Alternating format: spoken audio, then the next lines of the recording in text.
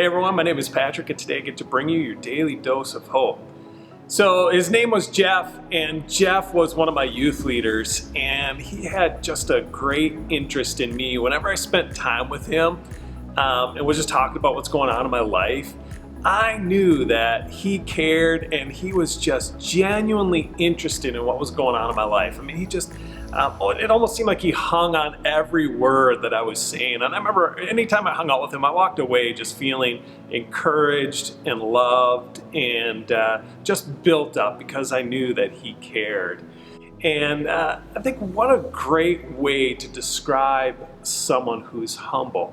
Someone who is looking at the interest of others. I really appreciate it. I believe it was Tim Keller who said, when you find a humble person, you wouldn't necessarily think that they were humble. That wouldn't be your first response. You would notice how incredibly interested they are in you.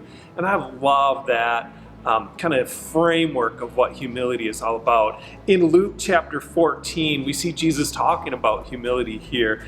A really interesting story in Luke 14, starting verse 7.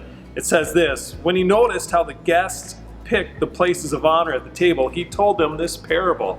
And so Jesus, he's noticing the way people really aren't looking to the interest of others, and they're taking prominent places to sit at. And he tells them this parable. When someone invites you to a wedding feast, do not take the place of honor, for a person more distinguished than you may have been invited. If so, the host who invited both of you will come and say to you, "Give this man your seat." Then, humiliated, you will have to take the least important place.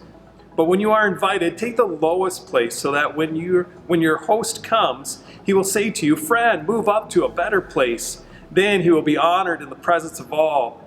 You will be honored in the presence of all your fellow guests. For everyone who exalts himself will be humbled, and he who humbles himself will be exalted.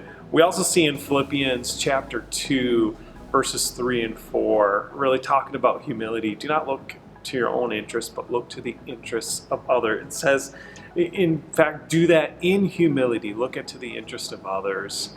I'm wondering for you, for me, as I reflect on this, am I a humble person?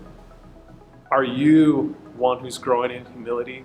I think a good test to kind of gauge how we're doing this in this area is examine how interested are you in others? Are your thoughts more focused on your own needs and what's going on in your own life? Or are you genuinely concerned and caring for those that are around you and observant of what's going on in their lives? I think that's a really good test if we're truly growing in this area of humility. And I hope you think about that today as I reflect on these things as well. Am I growing in looking at the interest of others and caring for those around me above my own needs?